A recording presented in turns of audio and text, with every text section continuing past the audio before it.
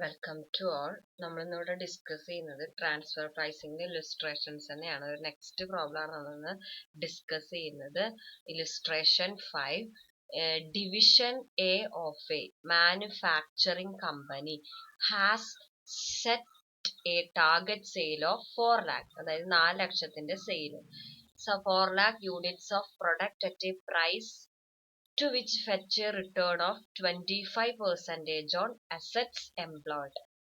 The following data are available. അതിനെ സംബന്ധിച്ചുള്ള കാര്യമാണ്. Fixed cost 8 lakh, variable cost 1 per unit, and assets employed, fixed assets ഉണ്ട്, current asset ഉണ്ട്. അതായത് 8 lakh 60 lakh. അപ്പോൾ ടോട്ടൽ 24 lakh വരും. The market can however absorb only 2,80,000 unit. അതായത് 4 lakh unit സെയിൽസിനെ target ചെയ്തിട്ടുണ്ടെങ്കിലും എത്രയും മാർക്കറ്റ് അബ്സോർബ് ചെയ്യുള്ളൂ? 2,80,000 യൂണിറ്റ്സ് ആണ് അപ്ലൈ ചെയ്യുള്ളൂ. Consequently division B is advised to buy 1,20,000. അപ്പോൾ ഓർഗനൈസേഷനിലെ ഡിവിഷൻ ബി 1,20,000 യൂണിറ്റ് ബൈ ചെയ്യാൻ പറഞ്ഞു. ഡിവിഷൻ എ എന്താണ്? Willing to supply this quantity to division B at 4.50. ഒരു യൂണിറ്റ് 4.5 രൂപ എന്നുള്ള രീതിയിൽ വില്ലിംഗ് ആണ്. Division B requirement of 1,20,000 units at 2.25 per unit. അതായത് ഡിവിഷൻ ബിയുടെ എന്താണ്?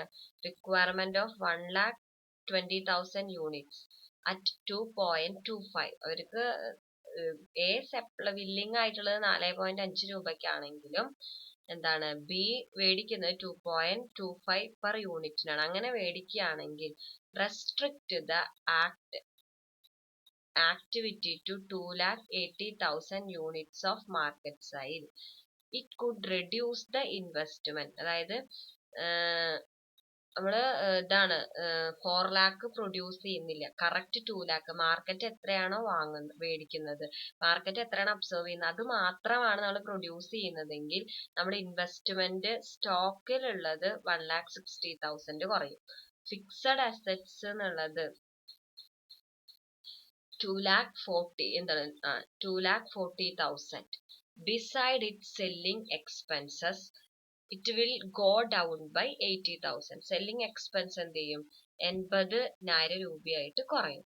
You are required to prepare statements and advise whether the division A should agree to supply division B's requirement of 1,20,000 units at 2.25 per unit. അതായത് നമ്മൾ prepare ചെയ്യേണ്ടത് എന്താന്ന് വെച്ചാൽ എന്താണ്, ഇത് അഡ്വൈസബിൾ ആണോ അല്ലേ എന്നാണ് ആദ്യം. അപ്പൊ അതിന് നമ്മൾ നോക്കേണ്ടത് എന്താന്ന് വെച്ചാൽ ഫസ്റ്റ് നമ്മൾ ഐഡന്റിഫൈ ചെയ്യേണ്ടത് എന്താന്ന് വെച്ചാൽ ഒരു സെല്ലിംഗ് പെർ യൂണിറ്റ്, ഒരു യൂണിറ്റ് എത്ര രൂപ ആക്ച്വലി കിട്ടുന്നു, അതായത് ഈ ഔട്ട്സൈഡിന് കൊടുക്കുന്നത് എത്ര രൂപയ്ക്കാണ് കൊടുക്കേണ്ടത്, ഒരു പെർ യൂണിറ്റിന് എത്ര ഉണ്ട് എന്ന് ഐഡന്റിഫൈ ചെയ്യണം. എന്നാലല്ലേ നമുക്ക് 4 ലാഖിനുള്ളതും മറ്റേതും തമ്മിൽ കമ്പയർ ചെയ്യാൻ പറ്റുള്ളൂ. അപ്പൊ നമ്മൾ എത്രയാണെന്ന് കണ്ടുപിടിക്കുക.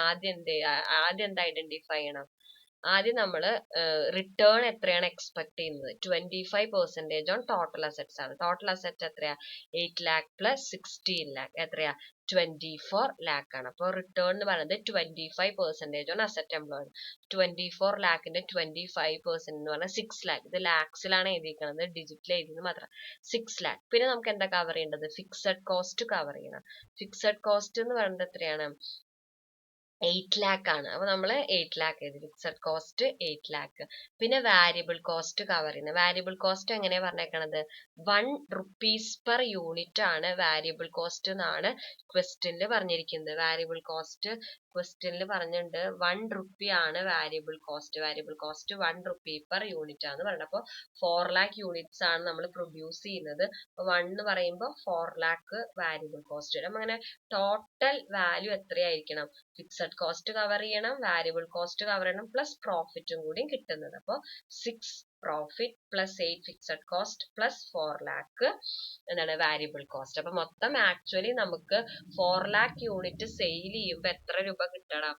18 lakh rupees ആണ് സെയിൽസ് വാല്യൂ കിട്ടുന്നത്. അങ്ങനെ 18 lakh rupees സെയിൽസ് വാല്യൂ കിട്ടണമെങ്കിൽ ഒരു യൂണിറ്റിന് നമ്മൾ എത്ര രൂപ ചാർജ് ചെയ്യണം? 18 lakh divided by 4 lakh. 18 lakh ആണ് കിട്ടുന്നത്, 4 lakh ആണ് യൂണിറ്റ്സ്. അതായത് 4.50 per യൂണിറ്റ് ആണ് നമ്മൾ എന്ത് ചെയ്യുന്നത്, ഔട്ട്സൈഡേഴ്സിന്റെ നമ്മൾ ശരിക്കും ചാർജ് ചെയ്യേണ്ടത്. അപ്പൊ അത് നമ്മൾ ഐഡന്റിഫൈ ചെയ്ത് ആദ്യം നമ്മൾ ആ സെല്ലിംഗ് പ്രൈസ് കണ്ടുപിടിക്കണം, എന്നാലേ നമുക്ക് കമ്പയർ ചെയ്യാനായിട്ട് പറ്റുള്ളൂ. നമ്മൾ എന്ത് ചെയ്യുക, 2 ലെവലിലുള്ള പ്രോഫിറ്റബിലിറ്റി സ്റ്റേറ്റ്മെന്റ് പ്രിപ്പയർ ചെയ്യുക. അതായത് 4000 യൂണിറ്റ്സ് പ്രൊഡ്യൂസ് ചെയ്തിട്ട് 2,80,000 മാർക്കറ്റിലേക്കും 1,20,000 ഡിവിഷൻ ബിക്കും കൊടുക്കുന്നതും 2,80,000 മാത്രം അതായത് മാർക്കറ്റിന് വേണ്ടത് മാത്രം പ്രൊഡ്യൂസ് ചെയ്തിട്ട് നമ്മൾ ഫങ്ഷൻ ചെയ്യുന്നതും തമ്മിലുള്ള ഡിഫറൻസ് നമ്മൾ എന്ത് ചെയ്യുക, ഐഡന്റിഫൈ ചെയ്യുക. അപ്പൊ ആദ്യം നമ്മൾ എന്ത് ചെയ്യുക, ലെവൽ ഓഫ് ഔട്ട്പുട്ട്. അത് ആദ്യത്തെ കേസ് എന്താണ്, 4 lakh യൂണിറ്റ്സ് പ്രൊഡ്യൂസ് ചെയ്യുന്നത്.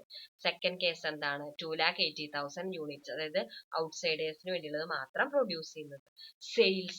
സെയിൽസ് എങ്ങനെ വരിക, 4 ലാഖിന്റെ സെയിൽസ് എങ്ങനെയാണെന്ന് പറഞ്ഞിരിക്കുന്നത്, 2,80,000 രൂപ എന്ത് ചെയ്യും, ഔട്ട്സൈഡ് മാർക്കറ്റ് അബ്സോർബ് ചെയ്യും. 1,20,000 ആര് അബ്സോർബ് ചെയ്യും, ഡിവിഷൻ ബിക്കാണ് കൊടുക്കുന്നത്.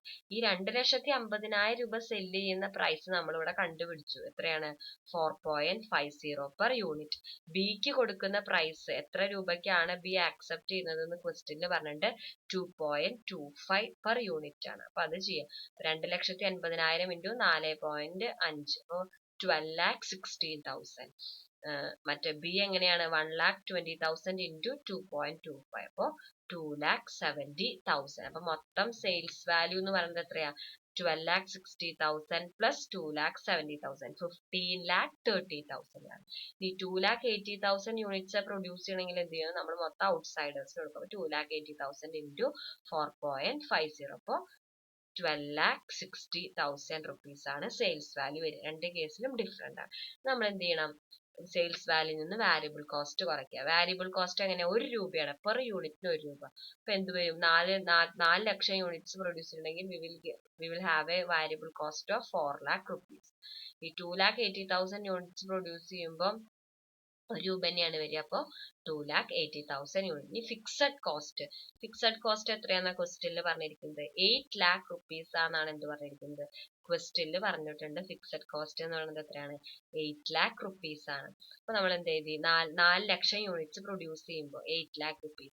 പിന്നെ നമ്മളോട് എന്ത് പറഞ്ഞിട്ടുണ്ട്, 2,80,000 മാത്രമാണ് പ്രൊഡ്യൂസ് ചെയ്യുന്നതെങ്കിൽ എന്ത് പറഞ്ഞിട്ടുണ്ട്, ഫിക്സഡ് എക്സ്പെൻസ് വിൽ, അതായത് expense will be go down by 80,000 rupees. 80,000 രൂപ കുറയും, എക്സ്പെൻസ് 80,000 രൂപ കുറയും എന്ന് പറഞ്ഞിട്ടുണ്ട്. അപ്പൊ എന്താണ്, 8 lakh ആണ്, 80,000 രൂപ കുറഞ്ഞ എന്താണ്, 7,20,000 ആയിരിക്കും ഫിക്സഡ് കോസ്റ്റ് എന്ന് പറയുന്നത്. അത് selling expense reduced by 80,000 rupees എന്നാണ് എഴുതി വെച്ചേക്കുന്നത്. ഇതിൽ വേറെ സെല്ലിംഗ് എക്സ്പെൻസ് ഒന്നും നമുക്ക് പറഞ്ഞിട്ടില്ല. അപ്പൊ നമ്മളത് എന്താണ്, ഫിക്സഡ് കോസ്റ്റിൽ ഇൻക്ലൂഡ് ചെയ്തിട്ടുണ്ട് എന്നുള്ള ഒരു അസംഷനിലാണ് നമ്മൾ ഫിക്സഡ് കോസ്റ്റ് കുറയ്ക്കുന്നത്. അപ്പൊ 80,000 റിഡ്യൂസ് ചെയ്യുന്ന ക്വസ്റ്റ്യനിൽ പറഞ്ഞ കാരണം, അപ്പൊ ഫിക്സഡ് കോസ്റ്റ് എത്രയാണ്, 2,80,000 യൂണിറ്റ്സ് പ്രൊഡ്യൂസ് ചെയ്യുമ്പോൾ 7,20 യൂണിറ്റ്സ് ആണ്. അപ്പൊ ടോട്ടൽ കോസ്റ്റ് എത്ര വന്നു, 4 lakh plus 8 lakh 12 lakh. 2,80,000 plus 7,20,000 എത്ര വരും, 10 lakh. അപ്പൊ കോസ്റ്റ് 10 lakh വന്നു. അപ്പൊ റവന്യൂ 15,30,000, കോസ്റ്റ് 12 lakh. അപ്പൊ ലാഭം എത്രയാണ്, 3,30,000 റുപ്പീസ്. ഇനി ഇവിടെയോ എക്സ്പെൻസ് 10 lakh, നമ്മുടെ ഇത് എന്ന് പറയുന്നത് എത്രയാണ്, റവന്യൂ 12,60,000. അപ്പൊ എത്ര ലാഭം, 2,60,000 ആണ് ലാഭം എന്ന് പറയുന്നത്. ഇനി അസറ്റ് എംപ്ലോയ് ചെയ്യുന്നത് എന്താണ് പറഞ്ഞിരിക്കുന്നത്, 24 lakh ആണ് എന്ത് ചെയ്യുന്നത്, നമ്മള് ക്വസ്റ്റ്യനിൽ പറഞ്ഞിട്ടുണ്ട് അസറ്റ് എംപ്ലോയ് ചെയ്യുമ്പോൾ എത്രയാണ്, 24 lakh ആണ് എന്ത് ചെയ്തിരിക്കുന്നത്, എംപ്ലോയ് ചെയ്തിരിക്കുന്നത്. 24 lakh ആണ് എന്ത് ചെയ്തിരിക്കുന്നത്, എംപ്ലോയ്, അതായത് 16 lakh പ്ലസ് 8 lakh. ഇനി 2,80,000 യൂണിറ്റ്സ് പ്രൊഡ്യൂസ് ചെയ്യുമ്പോഴത്തെ കാര്യം എന്താ പറഞ്ഞേക്കുന്നത്, 1,60,000 രൂപ സ്റ്റോക്ക് എന്ന് പറയും, 2,40,000 രൂപ ഫിക്സഡ് അസറ്റിലും കുറയും. അതായത് 1,60,000 പ്ലസ് 2,40,000, മൊത്തം 4 lakh rupees എന്ത് ചെയ്യും, നമ്മുടെ ഇൻവെസ്റ്റ്മെന്റ് കുറയുന്നതാണ് പറഞ്ഞിരിക്കുന്നത്. അപ്പൊ നമ്മുടെ 24 lakh ആയിരുന്നു ഉണ്ടായിരുന്നത്, 4 lakh കുറഞ്ഞ ഈ കേസിൽ 2,80,000 യൂണിറ്റ് ആണെങ്കിൽ അസറ്റ് എത്രയായിരിക്കും, 20 lakh ആയിരിക്കും. 4 lakh ഉള്ളപ്പോൾ 24 lakh ആണെന്ന് ക്വസ്റ്റ്യന് തന്നിട്ടുണ്ട്. മറ്റൊരു 2,80,000 യൂണിറ്റ്സ് പ്രൊഡ്യൂസ് ചെയ്യുമ്പോൾ 4 lakhന്റെ ആവശ്യമില്ല എന്നും ക്വസ്റ്റ്യന് പറഞ്ഞത് കണ്ടില്ലേ. Stock reduced by 1,60,000 and fixed asset 2,40,000 രണ്ടും കൂടി 4 lakh. ഈ കേസിൽ ടോട്ടൽ ഇൻവെസ്റ്റ്മെന്റ് പറഞ്ഞാൽ 24 lakh ആണ്. ഈ കേസിൽ 20 lakh ആണ്. നമുക്ക് കിട്ടുന്ന റിട്ടേൺ ഈ കേസിൽ എത്രയാണ്? 3,30,000 rupees ആണ്. അപ്പോൾ 3,30,000 rupees ഡിവൈഡഡ് ബൈ 24 lakh ചെയ്യുമ്പോൾ 13.75% ആണ് റിട്ടേൺ ഓൺ ഇൻവെസ്റ്റ്മെന്റ് കിട്ടുക. ഈ കേസിലോ 2,60,000 യൂണിറ്റ് ആണ് നമ്മുടെ റിട്ടേൺ. അപ്പോൾ 2,60,000 ഡിവൈഡഡ് ബൈ അസറ്റിന്റെ മുകളിൽ റിട്ടേൺ ആണ് 20 lakh into 100 എന്ന് പറയുമ്പോൾ 13% എന്ത് റിട്ടേൺ ഓൺ ഇൻവെസ്റ്റ്മെന്റ് എന്ന് പറയുന്നത്. 13% എന്ത് റിട്ടേൺ ഓൺ ഇൻവെസ്റ്റ്മെന്റ്. അപ്പൊ എവിടെ കൂടുതൽ? ഈ 4 lakh പ്രൊഡ്യൂസ് ചെയ്ത് 2,80,000 മാർക്കറ്റിന് 4.50 കൊടുക്കുകയും 1,20,000 യൂണിറ്റ്സ് 2.25 ബിയില് കൊടുക്കുമ്പോഴാണ് നമുക്ക് എന്ത് കിട്ടുന്നത്? റിട്ടേൺ ഓൺ ഇൻവെസ്റ്റ്മെന്റ് കൂടുതലാണ് ഉണ്ടാകുന്നത്. സോ എന്താണ് നമുക്ക് പറയാം? It is advisable to supply the 1,20,000 units to division B. എന്താണ് സപ്ലൈ ചെയ്യുന്നത്? ഈവൻ മാർക്കറ്റിൽ കൊടുക്കുന്ന റേറ്റിനെക്കാട്ടിലും കുറവാണ് കിട്ടുന്നതെങ്കിലും നമുക്ക് എന്താണ് അഡ്വൈസബിൾ ആണ്. കാരണം എന്താണ് 0.75%. അപ്പൊ നമുക്ക് എന്തുണ്ട്? ടോട്ടൽ റിട്ടേൺ ഓൺ ഇൻവെസ്റ്റ്മെന്റ് കൂടുതലാണ്. ഇങ്ങനത്തെ കേസിൽ നമ്മൾ എപ്പോഴും കമ്പയർ ചെയ്യാണ് ചെയ്യേണ്ടത്. എത്ര യൂണിറ്റ് ആണ് പ്രൊഡ്യൂസ് ചെയ്യുന്നത്, പിന്നെ എങ്ങനെയാണ് കൊടുക്കുക, അങ്ങനെ ആ രണ്ട് കണ്ടീഷൻ വെച്ചിട്ട് നമ്മൾ പ്രോഫിറ്റബിലിറ്റി കമ്പയർ ചെയ്യാണ് വേണ്ടത്. അങ്ങനെ കമ്പയർ ചെയ്യുമ്പോൾ നമ്മൾ ആദ്യം ഐഡന്റിഫൈ ചെയ്യേണ്ടത് സെല്ലിംഗ് പ്രൈസ് എത്ര ചാർജ്. ചില ക്വസ്റ്റ്യനിൽ തന്നിട്ടുണ്ടാവും എത്രയാണ് സെല്ലിംഗ് പ്രൈസ്, ചില ക്വസ്റ്റ്യൻ നമ്മൾ ഐഡന്റിഫൈ ചെയ്യേണ്ടത്. അപ്പൊ ഐഡന്റിഫൈ ചെയ്യുമ്പോൾ നമ്മൾ എന്ത് ചെയ്യുക? വാരിയബിൾ കോസ്റ്റ് ഫിക്സഡ് കോസ്റ്റ് എന്തായാലും കവർ ചെയ്യണം. പിന്നെ നമുക്ക് സെയിൽസ് നിന്ന് കിട്ടുന്നത് എന്താ? പ്രോഫിറ്റ്. അപ്പൊ അതും കൂടി ആഡ് ചെയ്തിട്ട് സെല്ലിംഗ് പ്രൈസ് ഐഡന്റിഫൈ എന്നിട്ട് എന്ത് ചെയ്യുക? സെയിൽസ് യൂണിറ്റ് ഐഡന്റിഫൈ ചെയ്യുമ്പോൾ ട്രാൻസ്ഫർ പ്രൈസ് വേറെ കാണാം. ഇവിടെ കണ്ടില്ലേ 4 lakh യൂണിറ്റ് പ്രൊഡ്യൂസ് ചെയ്താലും 2,80,000 മാർക്കറ്റിൽ കൊടുക്കണം. അപ്പൊ അതിന് 4.5 കിട്ടുള്ളൂ.